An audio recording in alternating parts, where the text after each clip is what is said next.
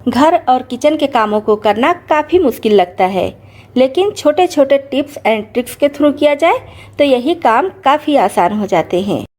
नमस्ते दोस्तों, मैं हूँ छाया और आपके अपने चैनल छाया रसोई में एक बार फिर से आपका बहुत बहुत स्वागत है। हमेशा की तरह फिर से आपके लिए बहुत यूजफुल टिप्स लाई हूँ, जिससे आपके घंटों के काम मिनटों में हो जाएंगे और आपके ढेर सारे समय और पैसे भी बचेंगे। तो वीडियो शुरू करने से पहले हर बार की तरह कमेंट बॉक्स में लिखकर बताइएगा कि आप इस चैनल का वीडियो कहां से देख रहे हैं, और वीडियो पसंद आए, चैनल पर पहली बार आए हैं तो सब्सक्राइब भी कर लीजिएगा। अगर आप पहले से सब्सक्राइब कर चुके हैं तो आपको बहुत बहुत थैंक यू। सबसे पहली टिप है हमारी मिर्ची की डंडी को लेकर। ये सूखी हुई मिर्ची की डंडी है, तो अभी मैं मिर्ची तोड़ी हूँ तो उसकी डंडी को संभाल कर रख ली हूँ। जब भी आप सूखी हुई मिर्ची तोड़िए या फिर हरी मिर्ची तोड़िए तो उसकी डंडी को संभाल कर रख लीजिए, और फिर क्या कीजिए, इसमें डाल दीजिए 1 गिलास पानी। नॉर्मल पानी हम इसमें डालेंगे और इसको अब रख देंगे। अगर आपके पास समय है तो पूरी रात इसको ऐसे ही रहने दीजिए, समय नहीं है तो 3 से 4 घंटे के लिए रख दीजिए।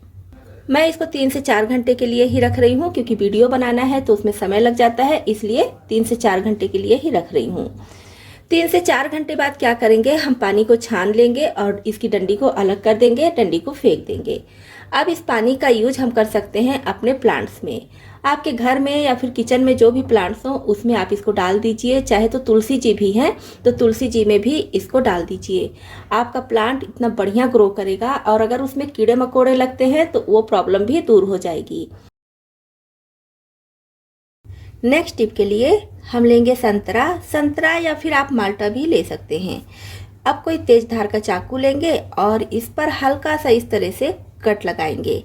अलग नहीं करना है, बस सिर्फ इसका छिलका कट हो इस तरह से, ऐसे चाकू से हम कट करेंगे। सब तरफ से घुमाते हुए आधे पर से इसमें ऐसे कट का निशान लगा देंगे। अब कोई चम्मच लेंगे और जहाँ से कट का निशान लगाए हैं यहाँ पर ऐसे चम्मच डालेंगे और एक साइड में इस तरह से हल्का हल्का घुमाते हुए अंदर की तरफ ऐसे प्रेस करते रहेंगे। इस तरह से हम घुमाते रहेंगे तो बहुत अच्छे से संतरा और छिलका दोनों अलग होने लगेगा। हल्के हाथ से इसको ऐसे घुमाते रहेंगे। तो इधर से हो गया। अब दूसरे साइड से भी सेम इसी तरह से चम्मच यहाँ पर लगाएंगे और इस तरह से घुमाते रहेंगे।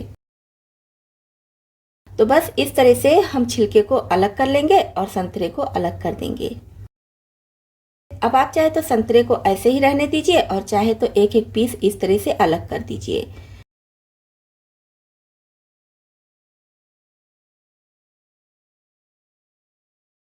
अलग करने के बाद एक साथ सबको इकट्ठा कर लीजिए और इस तरह से छिलके में रख दीजिए। अब आधा छिलका लीजिए और इससे इसको ढक दीजिए। इस तरह से ये पैक हो गया है। अब इस पर आप चाहे तो कोई रबर बैंड लगा दीजिए या तो फिर सेलो टेप दोनों साइड से हल्का हल्का लगा दीजिए। अब जैसे बच्चे हैं, बच्चे स्कूल जाते हैं तो हम उनको फल देते ही हैं। फल में संतरा खाने में वो पसंद नहीं करते हैं, क्योंकि संतरा छीलने में दिक्कत होती है उनको, और किसी तरह से अगर छील भी लेते हैं तो अंदर के भाग को अलग करने में दिक्कत होती है। तो इस तरह से आप संतरे को छील कर देंगी और अंदर के भाग को अलग करके देंगी तो बच्चे आराम से रबर बैंड निकालेंगे, छिलके को अलग करेंगे और एक एक पीस संतरा खा लेंगे। तो बच्चे क्या, अगर बड़ों को भी संतरा छिलकर खाना नहीं पसंद है तो बड़ों को भी आप इस तरह से टिफिन में या फिर ऐसे ही संतरा दे सकती हैं खाने के लिए। ये टिप सभी के लिए बहुत यूजफुल है, आप भी इसको अपना सकती हैं। नेक्स्ट टिप के लिए हमें चाहिए इस तरह का कंटेनर। ये लड्डू का कंटेनर है, आप सोन पापड़ी का या फिर बहुत सारी मिठाइयाँ ऐसे कंटेनर में आती हैं, आप उसको ले सकते हैं। तो इसके ढक्कन को हम हटा देंगे और इसका ये जो है इसको हम निकाल देंगे। सिर्फ यहाँ पर हमें इसका यूज करना है, इस बॉक्स का यूज करना है।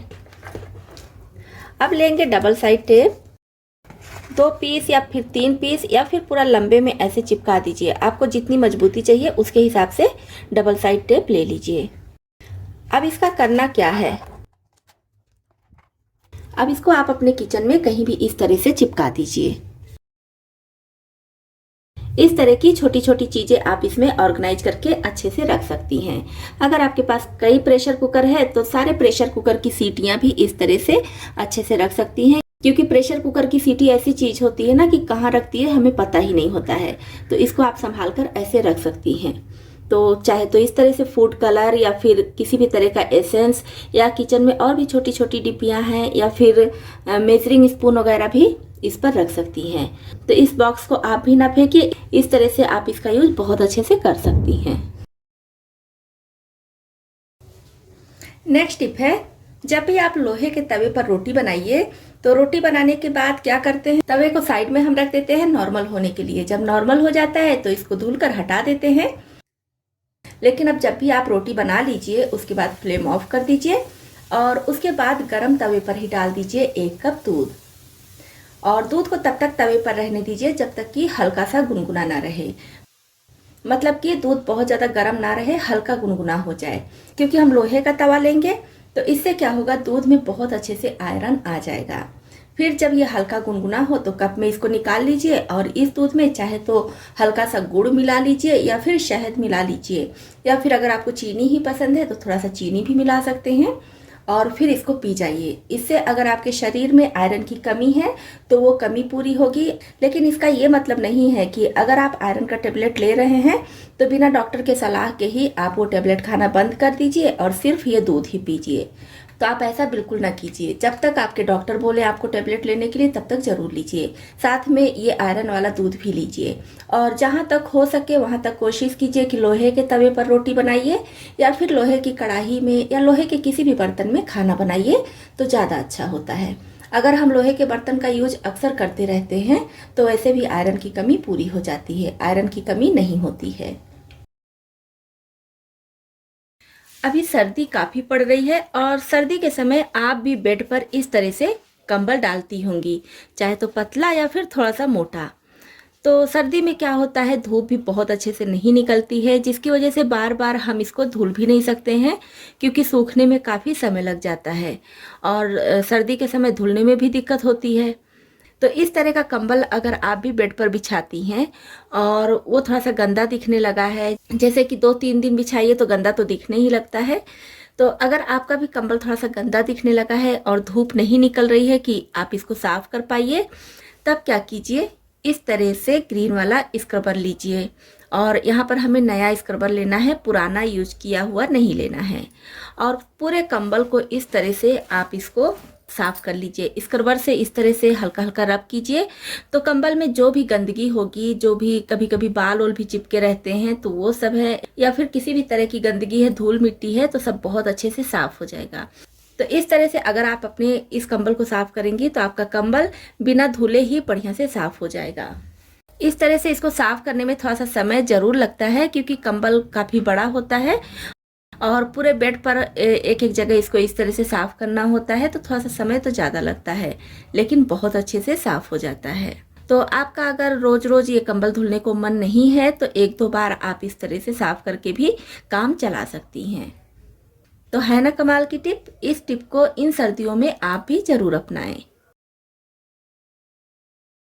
जब भी पूड़ी के लिए आटा तैयार कीजिए तो आटे में थोड़ा सा नमक डाल दीजिए, थोड़ा सा देसी घी डाल दीजिए और 2 से 3 चम्मच सूजी डाल दीजिए। इससे आपकी पूड़ियों का स्वाद बढ़ जाएगा और पूड़ियाँ बहुत ज़्यादा खस्ता कुरकुरी बनेंगी। तो दोस्तों, आपको इसमें से कौन सी टिप ज़्यादा पसंद आई और कौन सी पहले से पता थी, कमेंट बॉक्स में लिखकर ज़रूर बताइएगा। इसी तरह से और भी ज़्यादा यूजफुल टिप्स एंड ट्रिक्स देखने के लिए, और अगर आप चैनल पर नए आए हैं तो हमारी यूट्यूब फैमिली में शामिल होने के लिए इस चैनल को सब्सक्राइब भी कर लीजिएगा।